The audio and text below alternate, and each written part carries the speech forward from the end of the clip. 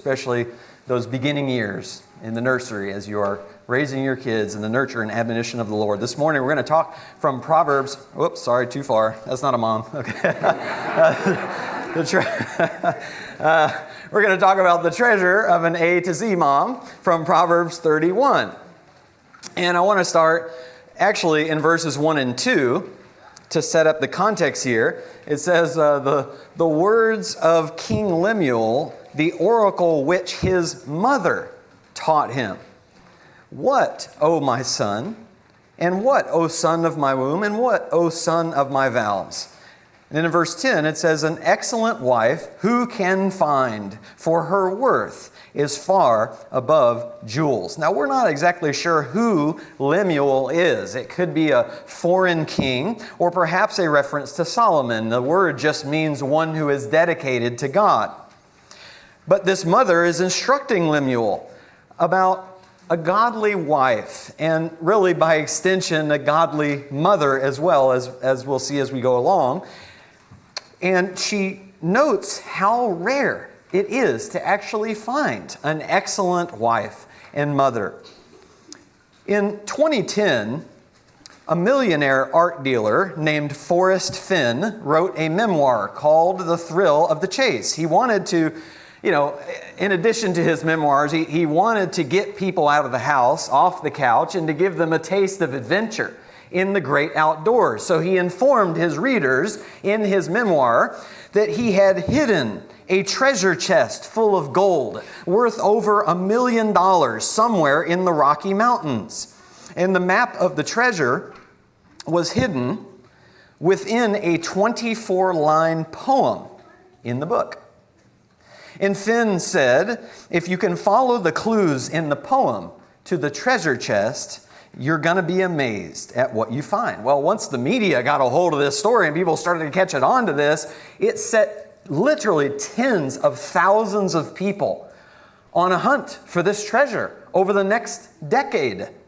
People were obsessed with it. It's all they could think about. And I'm saying this because they reported about this later, and they would just say, like, multiple times a day, all I could think about was the treasure and where it is, and I just want to find it. One lady said she spent $75,000 in her search for this treasure. One woman said she had been on 300 expeditions to find this treasure. Sadly, 5 people even died in their search for it. Finn was asked at one point if it was even possible to find. And he said, it's not impossible, but you're not gonna stumble over it. You have to deliberately go look for it. Now, I will keep you in suspense and won't tell you what happened with Finn's treasure until the end. But here in this section, King Lemuel's mother gives him a treasure map too. It's not a 24-line poem, though. Like Finn's map, it's a 22-line poem. And each line in this poem begins with a consecutive letter of the Hebrew alphabet. It's called an acrostic. The Hebrew alphabet has 22 letters in it. Ours has 26. Hebrew alphabet has 22 letters in it. So line 1 starts with the first letter, Aleph. And then the last line in the poem starts with the last letter, Tav. So you might say it's a poetic description of an ideal wife and mother from A to Z, from Aleph to Tav. And unfortunately, you can't see it in your English translation. You won't be able to see the acrostic there. But she says that this treasure is worth far more than any treasure like Forrest Finn's treasure. She's so much more valuable than a chest of gold or of jewels because she is the embodiment of God's wisdom. In fact, this is really the perfect way to end the book of Proverbs. Because the whole book leading up to this point is a father who's teaching a young man that he needs to value wisdom above anything else in this world. That wisdom is really the greatest treasure of all that you could possibly find. So let me give you an example of this. Turn back with me to Proverbs chapter 3. Proverbs chapter 3, starting in verse 13. He says in Proverbs 3, verses 13 and 14, how blessed is the man who finds wisdom and the man who gains understanding, for her profit is better than the profit of silver, and her gain better than fine gold. Now, in Hebrew, the word wisdom is a feminine noun. And so all throughout the book of Proverbs, wisdom is presented as a woman. It's why he already said in verse 14, her gain is better than silver and gold. Continue, verse 15, she is more precious than jewels, and nothing you desire compares with her. Long life is in her right hand. In her right hand are riches and honor. Her ways are pleasant ways, and all her paths are peace. She is a tree of life to those who take hold of her, and happy are all who hold her fast. Wisdom is personified as a woman here. But in Proverbs, the opposite of wisdom, folly, is also presented as a woman. And that is because this father knows there will be multiple kinds of women vying for his attention. Lady Wisdom will be calling to him, wanting him to come to her, but he'll be distracted by Lady Folly, because Lady Folly makes herself very distracting. She uses, tons of makeup, and she wears skimpy clothing, revealing everything and being very flirtatious and very sexually seductive, trying to lure this young man's attention away. And so the father tells him throughout the book of Proverbs to reject Lady Folly and instead to choose Lady Wisdom, because it really is the difference between life and death. One writer said, serving God determines whether we spend eternity in heaven or hell. But who we marry determines whether we spend this life in heaven or hell. So when we get to the end of the book, we get to hear now from a mother who is agreeing with the father. I don't think this is the married couple here. I think this is a different family here. But she's agreeing with what this father has been saying all throughout the book to his young son throughout these last 30 chapters. And she is also telling her son, choose Lady Wisdom. And in this 22-line poem, she describes what Lady Wisdom actually looks like. She's a wife and mother who embodies all of the principles that has been discussed and talked about in the previous 30 chapters of Proverbs. So you can actually take every line in this poem and match it up with other verses in Proverbs previously. And like Finn said about his treasure, she's telling us if we will follow the clues in this poem, we're going to be amazed at what we find. It's not impossible to find a woman like this, but we're not just going to stumble over her. You're going to have to go and deliberately look for her, and there's no treasure in the world like a good, godly mom. And here's how she's described. And I don't want to preach through Mother's Day lunch with a 22-point sermon this morning, and so I broke this down into 6 qualities of an A to Z mom. Number 1, her family trusts her. If we go back now to Proverbs 31, in verses 11 and 12, she says, the heart of her husband trusts in her, and he will have no lack of gain. She does him good and not evil all the days of her life. When God first created woman in the garden, it was because he said it wasn't good that man should be alone and that he needed a helper suitable for him. The word helper in Hebrew is the word ezer, and it's the same word used of God himself over 15 times in the Old Testament. For instance, Deuteronomy 33, verse 26, there is none like the God of Israel who rides the heavens to your help and through the skies in his majesty. The mother, she is a reflection of the helping heart of God in the home. She may not ride the heavens to her family's help like God does, but she may ride the minivan to her family's help. It may seem like she's riding the heavens as she moves quicker than lightning to snatch her child out of the road, out of the street, who's wandered into somewhere they shouldn't be. She might seem like she's riding the heavens and as quick as lightning when she has to hit the brakes in the car, and so she shoots out her hand, to make sure that the seatbelt doesn't malfunction, and she's got you. She's got you covered. Her family trusts her to help them with a godly help, to have their back, to be on their side, to be there for them when they need her, and to always seek their good. And this is such a contrast in the book of Proverbs with the woman of folly, whose husband can't even leave the house without her going out and seducing some other guy. So look with me back in Proverbs.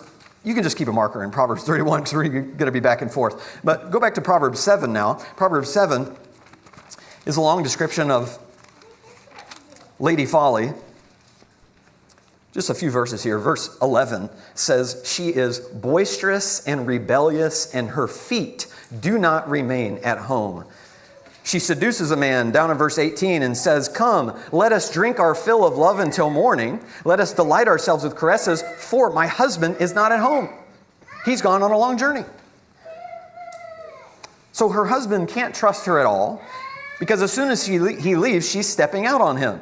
The home of the foolish woman is not her priority. It says her feet she's not even there at home. She's busy out doing her own thing, living her own life, and not paying attention to the well-being of her husband and her kids. But the A to Z mom in Proverbs 31 is not like that at all. She may work outside the home.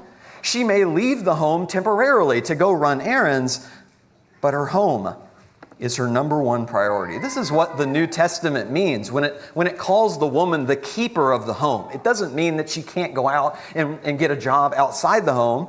It just means that the home is her primary concern. The home is her primary domain. And her family trusts her completely because she's dependable, she's reliable, she is faithful. Her husband doesn't have to worry about her igniting old flames from high school on social media behind his back. He can share a bank account with her without worrying that she's going to spend all their life savings on something frivolous. He can grow old with her without worrying that she's going to leave him for a younger man. He can go through hard times with her financially without worrying that she's going to leave him for a richer man. He can go through periods of bad health and not worry whether she's going to bail because she didn't sign up for that. She doesn't want to take care of him. He can trust that when she's out with her friends, she's not bad-mouthing him or their kids behind their back. Her kids trust her too. They don't have to worry if she's going to show up and pick them up from school. They don't have to worry that when they come to her in pain, that they know that she's going to comfort them and cradle their hearts and offer them words of reassurance. They know that they are her priority and she is completely trustworthy. It doesn't mean she's perfect. It doesn't mean she never messes up. In fact, she may forget an appointment. She may have an angry outburst. She may say some things she didn't mean in her exhaustion, but her family can trust that if she does mess up, she will apologize. She will be quick to repent and to make things right and to continue to be a solid rock that they can trust to do them good all the days of her life. Secondly, she works hard for her family. Back over in Proverbs 31 again, let's read verses 13 through 19. She looks for wool and flax and works with her hands in delight. She is like merchant ships. She brings her food from afar. She rises also while it is still night and gives food to her household and portions to her maidens. She considers a field and buys it. From her earnings, she plants a vineyard. She girds herself with strength and makes her arms strong. She senses that her gain is good. Her lamp does not go out at night. She stretches out her hands to the distaff, and her hands grasp the spindle. Verse 24, she makes linen garments and sells them and supplies belts to the tradesmen. Verse 27, she looks well to the ways of her household and does not eat the bread of idleness. Remember I said, you can correspond all of this to what happens earlier in Proverbs. And there are so many warnings in Proverbs about not being lazy. One of my favorite verses to describe this is Proverbs 26:14. As the door turns on its hinges, so does the sluggard on his bed. It's such a vivid picture, right? Where a person is just rolling over from one side to the other in their bed, swinging like a door, open and closed. That's not the A to Z mom. She doesn't just lay around all day. And of course, there's time for rest, there's time for naps, there's time for vacations and recharge, but it's not her default mode. She's up and she's moving and she's active and taking care of things. She's traveling far away if needed to get the best deals on groceries. She's getting up early to prepare food for her family. When it says she gives portions to her maidens, the portions there means the daily tasks, the daily assignments. So she's getting up early and planning out the day. Here's how the day is going to go. Here's what I need you to do. Here's what I need you to do. She finds creative ways to add to her family's income. And she puts her money to work for her too. She's not just working hard, she's working smart. By investing in a good vineyard from which she can yield a return for years to come. She makes her own clothes and then sells some of those clothes. And she'll stay up late to get things done when necessary. Now, this is where all the moms just start freaking out because this is such a high standard. But let me say this. Please understand the point of this poem is not to dwell on the specifics. The point is not, if you really want to be a godly mom, you got to make your own clothing. I mean, don't be going to Walmart. You got to get the spindle and you just started weaving your own wool if you want to please God and be a good mom. That is not what this is saying. But what he's doing is he's stringing together a lot of specifics to paint a broader picture of an industrious woman, of a woman who is not lazy, of a woman who works hard and cares for her family. So you may not make your own clothes. You may not even start your own business. You say, Brian, I don't know how to, start my own business. That's a little intimidating. But I guarantee you are working tirelessly if you're a mom for your family. Most moms do. It's why we should always be careful asking a mom, do you work? Because you know what we mean by that, right? The more accurate way is to say, do you work outside the home? Okay, but when you just ask, well, do you work? It implies that if you don't work outside the home, then you're not really working. And if you're a stay-at-home mom, well, then you're just kind of sitting around, all day doing nothing. That is so far from the truth.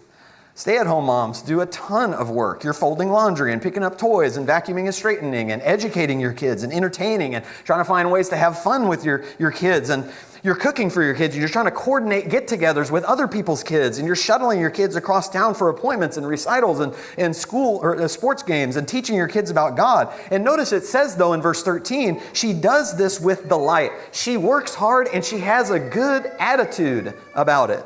She doesn't go around complaining that she's a mom. She's not posting on social media about how her kids are just driving her crazy again and stealing all her joy. Now, the point is not that all the hard work is really delightful, right? That it's just super fun, doing all this hard work. The point is she loves her family so much that it's a tremendous blessing to be able to do this work for them, to be able to do them good for their benefit. She's taking up her cross like Jesus and making herself a servant to be a blessing for her family. So when she's picking crushed Cheerios out of the carpet and wiping runny noses and changing diapers and making late night runs to the grocery store or the pharmacy, dealing with impatient customers from her side business, it may not be fun in the moment, but she knows this is for the benefit and good of my family. And it makes it all worth it. It makes it all a delight. And the truth is, as a mom, you might plop down on the couch completely exhausted at the end of the day, and your kids, and sadly, sometimes even your husbands, are absolutely oblivious to just how hard you worked that day. I saw a funny Mother's Day card from a young boy who wrote, "Thank you for taking good care of me. I hope you do better things for me. Chris K." Well, your family, they may not always appreciate your hard work, but God sees it all. God sees you being like Christ for your family, and He does appreciate it, and that's a delight. Colossians 3:23 and 24, whatever you do, do your work heartily, as for the Lord, rather than for men, knowing that from the Lord you will receive the reward of the inheritance. It is the Lord Christ whom you serve. Number 3, she is strong inside and out. Let's look at a couple verses here. Verse 17, we already read, but it says, she girds herself with strength and makes her arms strong. Verse 25, strength and dignity are her clothing, and she smiles at the future. Verse 30, charm is deceitful and beauty is vain, but a woman who fears the Lord, she shall be praised. Let's start with the external strength here, because it says that she makes her arms strong. I don't think he's saying that she's at the gym, pumping iron here. But the point is, she works so hard and is always on the move that she does become physically strong and fit. Now, she had some advantages in the realm of fitness, back then that we don't really have. Okay, so for instance, she didn't have minivans or SUVs to get around. She had to walk for most of the things that she did. And so it was much easier for her to get her daily steps in, right, than it is in our modern world. She also lived in an agricultural society that just required more physical labor. In fact, even the vineyard that she bought, she's out there planting a vineyard and working in that field. And they also did not have nothing bundt cakes back then. So that probably helped her stay strong too. The point is, this is not a weak, helpless, or unhealthy woman. She has the physical strength and stamina to take care of her responsibilities. And while I talk about the advantages sort of in jest, it is important for moms to take care of their physical health. because your family needs you. So it does matter what you eat and what you're doing with exercise. But notice, she does not, this A to Z mom, she does not take care of herself physically because she wants to show off her body at the beach. That is not her motivation. She does not take care of herself physically because she thinks she needs to be a certain dress size in order to have worth and value. There's nothing here about body size or shape or weight. And it's easy for moms to get too obsessed with those kind of things. Instead, it's about not being lazy. It's about working hard. She knows her family needs her. It's like on an airplane when they tell you to put the oxygen mask on yourself first before you can put it on others, because if you pass out and die, you're not going to be of help to anybody else. And so moms, instead of thinking, well, I need six-pack abs or I need to look like I did back in college, instead just think, I just need the strength to keep up with my responsibilities and to be there for my kids and to be there for my husband. But beyond physical strength, and even more important than physical strength, the language about clothing herself with strength is about inner character. Part of the reason the A to Z mom can smile at the future is because she has such strong faith in God. She trusts that God is in control. She can also smile at the future because she doesn't have a guilty conscience. She knows that she's living righteously, so she's not really worried about punishment coming her way in the future. She knows she's living right for God, and there's nothing more important than that. And the clothing language is interesting too, because there's a contrast here between Lady Wisdom, who is clothed with strength and dignity, and Lady Folly, who is clothed as a harlot. Lady Folly thinks that true beauty is all about physical appearance, the kind of body you have, and how much of that body you can show off to the guys. And in this chapter, the king's mother knows, like, that is going to be an attraction for him. She knows that is going to be a draw. Lady Folly will be very enticing, and she wants them to know, though, the most important quality is that she fears and honors the Lord. That is where the true beauty lies, is in her heart, in her character. Peter puts it like this: your adornment must not be merely external, braiding the hair and wearing gold jewelry or putting on dresses, but let it be the hidden person of the heart, with the imperishable quality of a gentle and quiet spirit, which is precious in the sight of God. Notice King Lemuel's mother is herself an A to Z mom, which is why she's teaching him what true beauty is all about. Moms, make sure your sons and your daughters understand this principle.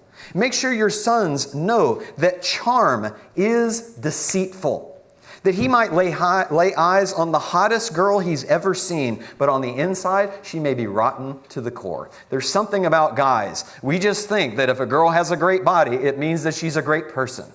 And this mother is saying, no, that is deceitful and potentially deadly. And make sure your daughters know, moms, that if she puts her body on display with skimpy clothing and tries to use her hotness to attract guys, she will most likely attract guys that are rotten to the core, because all they're interested in is her body. Tell your daughters, and I didn't make up this quote, I don't know who did, but tell your daughters that her heart must be so hidden in God that a man has to seek him to find her. But here's a balancing point. Point number 4.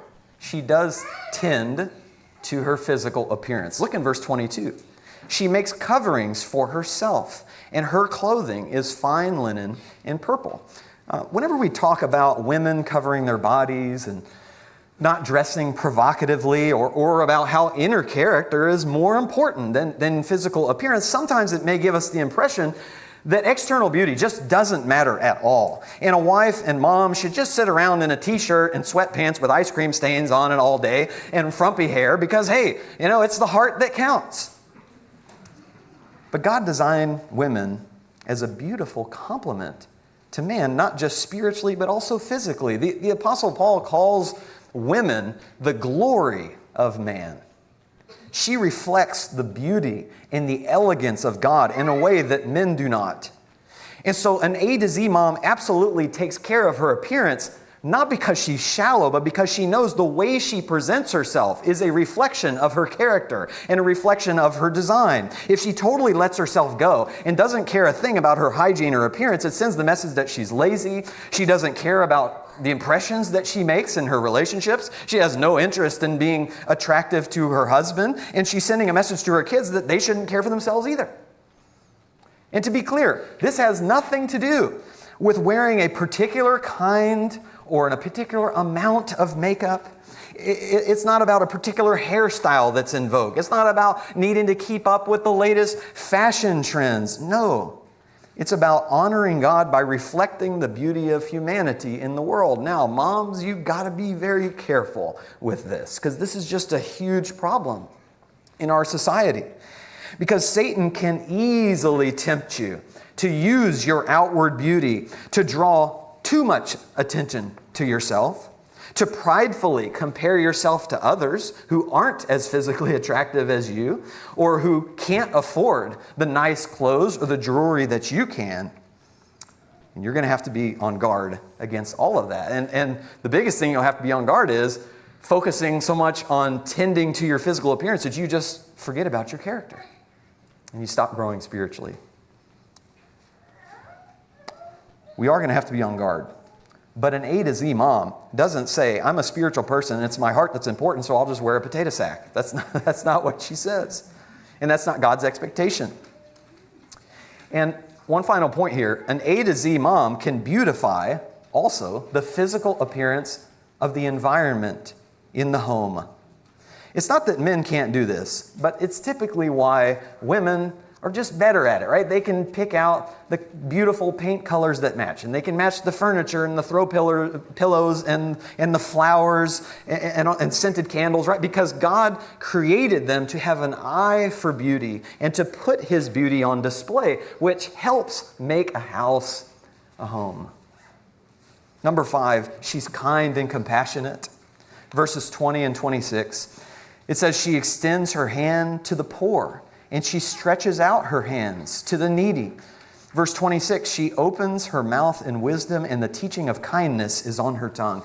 An A to Z mom isn't just concerned about her own household, but even meeting the needs of those outside her own family. She feels sympathy for the less fortunate. She gives the downtrodden the benefit of the doubt. She didn't just write them off and say, well, you're poor, that's your fault that you're downtrodden and hurting. No, she actually reaches out to help. And within her own family, she uses kind words with her husband and her kids and teaches them to be kind too. There's so much in the book of Proverbs about how we use our words, because words have the power to bring life to people or to bring death to people. In Proverbs 12, verse 18, there is one who speaks rashly like the thrust of a sword, but the tongue of the wise brings healing. Proverbs 15:4, a soothing tongue is a tree of life, but perversion in it crushes the spirit. So when her kids are doubting themselves and they're full of insecurity, she builds them up and she tells them that she's confident in them. When her kids are bickering in the back seat, she reminds them not to tear each other down. And she holds herself back as well from snapping at them in anger and not being kind to them herself. She knows that words are like bricks. They can either be used to build houses or to smash windows. And she's got a rule in her house that all her kids need to be construction workers that are building each other up with their words and not smashing each other down. In The Lord of the Rings, the elderly and wise wizard Gandalf, he makes an astute observation to Bilbo. He says, some believe it is only great power that can hold evil in check, but that is not what I have found. It is the small, everyday deeds of ordinary folk that keep the darkness at bay. Small acts of kindness and love. A to Z moms are ordinary folk who by their daily kindness keep the evil and darkness of the world at bay. And finally, she prepares her family for the future. Verse 21, she's not afraid of the snow for her household. For her household are clothed with scarlet. Verse 25, again, the second part says she smiles at the future. And verse 26, She opens her mouth in wisdom. We already mentioned she can smile at the future in part because of her faith in God, because she knows that God is in control. But here we also learn she can smile at the future because she's done what she can to prepare for it. She knows that she can't control the future and she doesn't know what's coming, so she's not filled with worry and anxiety. But what she does is she tries to look ahead and prepare her household for what comes in the future. So she may look ahead to a cold winter where her kids need warm clothing. She may look forward to a hard test in school that they need to study for, a problem with the economy. They're going to have to tighten their budget up. A new stage of life that her kids are going to need to know how to handle when it comes. She doesn't just live in the present. She's also watching as far as she can down the road to make sure that her family is not caught off guard. And the most important way she prepares her family for the future is by teaching them God's wisdom. So you might say she prepares them for harsh physical winters with clothing and harsh spiritual winters with wisdom. She reads God's word with her family. She prays with her family. She sets a good, godly example. She brings her family to worship. She does what this mother is doing for King Lemuel. She's teaching him how to live well for God, how to find an A to Z woman to marry, how to be an A to Z woman for someone else to marry, how to love God with all their heart, soul, mind, and strength. She is the embodiment of godly wisdom, and that wisdom radiates out to those around her. One writer said, the formative period for building character for eternity is in the nursery. The mother is queen of that realm and sways a scepter more potent than that of kings and priests. A couple applications here. Tell your mom what a treasure she is. In verses 28 and 29, it says, her children rise up and bless her. Her husband also, and he praises her, saying, many daughters have done nobly, but you excel them all. Sometimes we assume our moms already know how we feel about them. And so we feel like we don't need to tell them how much we love them and appreciate them. Or because she's so strong, we think she's Superwoman. She doesn't need me to build her up with my words. But that is just not true. I watched an interesting social experiment with 6 to 7 moms. And the social experimenters brought these 6 or 7 moms in and asked them, how would you describe yourself as a mother? And they were all tremendously critical of themselves. They said things like, I'm too much of a perfectionist. I'm too impatient. I'm too short-tempered. I wish I was more confident. I wish I could calm myself better before speaking to my kids. I wish I was a better listener, etc., on and on. Well, then the experimenters brought in the children of those moms. And they asked the children, how would you describe your mother? And there wasn't an ounce of criticism. They all said things like, my mom is awesome. She spends time with me. She's great to snuggle with. She's a great cook. She's pretty, funny. I love to go shopping with her. We go to church together and volunteer together. She's like my heart because she's that close to me. And when the experimenters brought these moms in to hear the testimony from their own kids and what their own kids said about them, it just absolutely melted their hearts. Because these moms, all they could see in their own eyes were all of their flaws and all of their failures. But when they heard how their kids saw them, it gave them hope to keep going. It gave them delight in their work. It let them know they are loved and that what they are doing is actually making a difference for the better. So as children, yes, even as adult children, let your mother know what a treasure she is. Not just today, but especially today. And finally, forgive your mom for not making it to Z. The truth is, your mom may have not been like the A to Z mom in Proverbs 31. Maybe she only made it from A to D.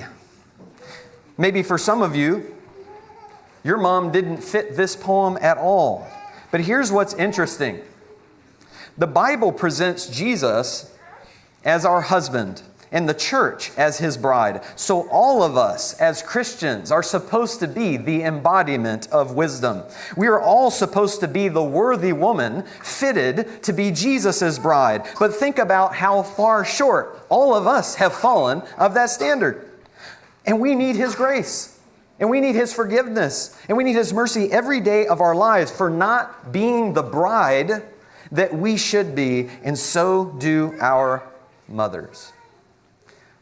The picture here at the end of Proverbs is not of a woman when you first meet her. It's a picture of what she becomes over the course of decades by the grace and the wisdom of God. This is not a snapshot of one day in this woman's life. It is a wide-angle lens shot of her entire life. So if your mother never reached A to Z status, that's not surprising at all, because she is a flawed, sinful human being like all of us who's still growing and trying to become an A to Z mom. And if your mom wasn't a Christian when she raised you, she didn't even know how to be a godly mom. She didn't even have this treasure map. This A to Z mom in Proverbs 31 is the gold standard. She is a bride fit for Jesus. So it's kind of like when you read this, it's like looking at Jesus himself. Wives and mothers will be striving to be Proverbs 31 women their entire lives, just like we're all striving to be like Jesus, and we're absolutely going to fail, and we're going to need forgiveness on a regular basis. And so Jesus said, if you forgive others for their transgressions, your heavenly Father will also forgive you. But if you do not forgive others, then your Father will not forgive your transgression. To the moms in this room, do you want your kids to forgive your failures as a mom? God says, then you need to forgive the failures of your mom. In the year 2020, Forrest Finn's treasure was found by a man named Jack Stoof. And when they asked Jack what the secret was to finding it, he said a lot of people were confused, thinking that the 24-line poem was some sort of anagram or some sort of puzzle. But Jack said the real key to figuring it out was to learn everything there was to know about Forrest Finn. So Jack read everything that Finn had ever written. He listened to every word of every interview that Finn did on TV. And he tried to find out as much about the author of the poem as possible. And that is also the key to finding the treasure of a godly A to Z mom. We have to learn everything we can about God, the author of this poem. We've got to listen to as many of God's words as we can, because the more we know Him, the more as young men you will understand the amazing treasure of finding a woman like this to marry. And the more you will understand as a young woman the amazing treasure of becoming a woman like this to marry. And the more we'll all understand the amazing treasure of having a mom who strives to live from A to Z for her family. Do you know the author of this poem? It's the only way to find the treasure. It's the only way to become the treasure. You can know Him today if you'll believe that Jesus is the Son of God, and you're willing to confess your belief in Him and repent of your sins, make a change in your priorities, and start serving God instead of yourself, and be baptized in water. You can have all of your sins forgiven. You can rise anew this morning and start becoming an A to Z mom, an A to Z wife, but for the guys as well, included in this, the bride of Jesus, fitted for that final wedding ceremony when we are reunited with our husband for all eternity. And if you're already a Christian but you've wandered off, way off the treasure map, you're nowhere near, you can come back this morning. That's the invitation. Come forward and let us know how we can help you. Always stand and sing.